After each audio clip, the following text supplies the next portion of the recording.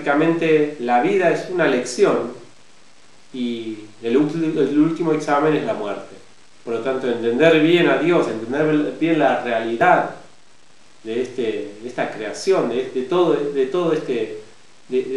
este universo, es el examen final.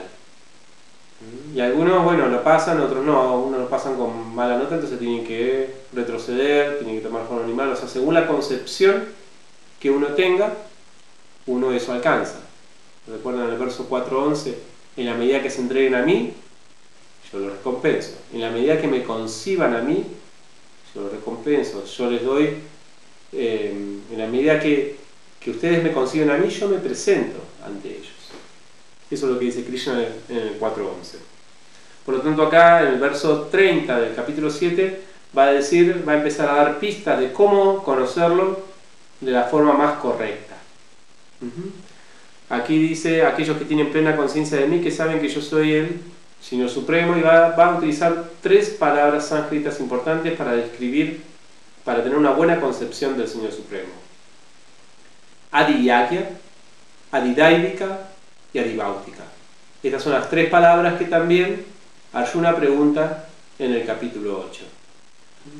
Adiyagya significa, recuerdan, Adi, sobre, el que está controlando, el que está velando, el que es beneficiario, se podría decir, de los sacrificios. Adiyagya.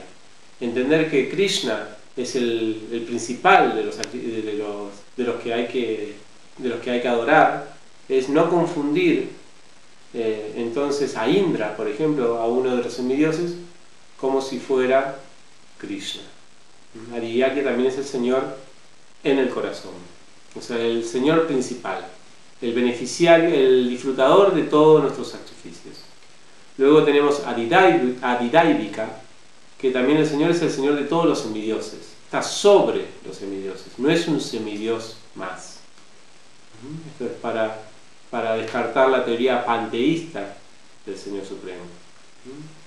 Y luego tenemos Adibhautika. Adibhautika es la naturaleza, Bhautika es la naturaleza material. El Señor está sobre la naturaleza material. No es que es la naturaleza material. Esto es para descartar la teoría de concebir al Señor Supremo como es solamente el universo.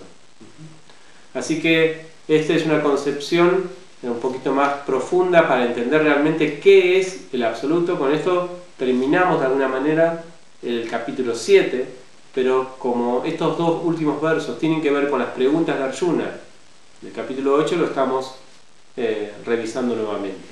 De todas maneras, Krishna dice en la última sección del verso 30 del capítulo 7 que hay que conocerlo ahí, pueden entenderme y conocerme a mí, a la Suprema Personalidad de Dios, incluso a la hora de la muerte. Esta forma debe meditarse, debe tenerse el trascendentalista tiene que tener esta conciencia del Señor Supremo en el momento de la muerte para ir con Él. Por eso el capítulo 8 se llama Alcanzando al Supremo. Aunque Arjuna pregunta acerca de estos términos y Krishna responde acerca de qué significa cada una de las palabras que Arjuna pregunta, el capítulo en sí va a tratar más que todo de cómo alcanzar al Señor Supremo, cómo liberarse, especialmente se va a centrar en el momento de la muerte del yogi. Porque, como dijimos recién, el momento de la muerte es el examen final, es lo que determina el paso para la autorrealización, para la liberación, o para volver a este mundo material. Krishna va a decir entonces que es muy importante esta conciencia, porque cualquier estado de existencia que uno recuerde cuando abandone ese cuerpo, ese estado alcanzará sin falta. La palabra que se usa ahí, estado de conciencia, es bhava. Bhava tiene que ver con naturaleza. La naturaleza de una persona, que es prácticamente la conciencia de una persona, no es solamente un recuerdo, un acordarse, sino que implica también todos el área de pensar, sentir, actuar. La naturaleza de una persona se forma por todo un trabajo que hizo durante mucho tiempo. De un momento a otro uno no cambia la conciencia. Por lo tanto, si queremos recordar al Señor en el momento de la muerte, el trabajo es durante la vida. Krishna dice que cualquiera que, en el verso 5, cualquiera que al final de la vida abandone el cuerpo recordándome a mí, dice, inmediato alcanza mi naturaleza, de eso no hay ninguna duda. ¿Bien?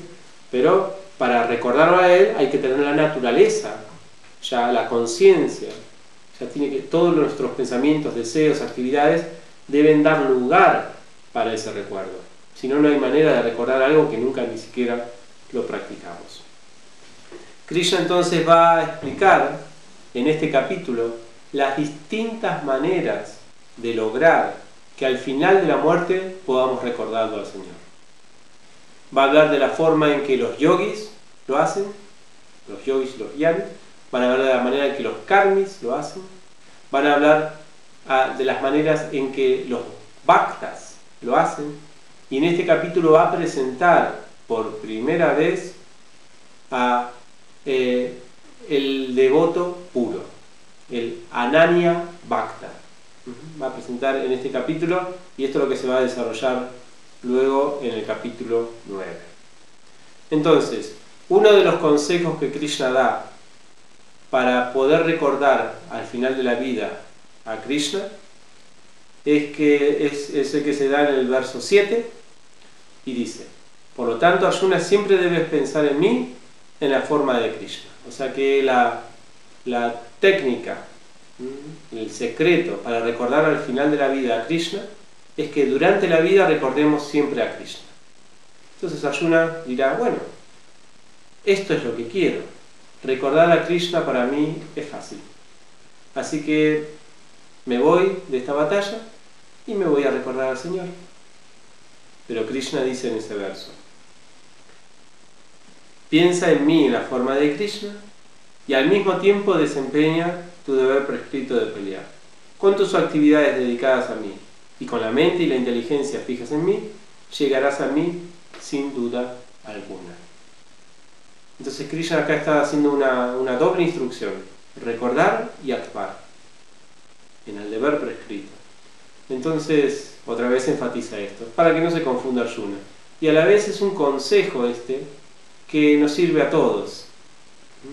Algunos pueden pensar, por ejemplo, lo mejor para recordar a Krishna es ocuparse 24 horas en servicio devocional, o 24 horas cantando el santo nombre. Abandona los deberes y solamente canta por 24 horas.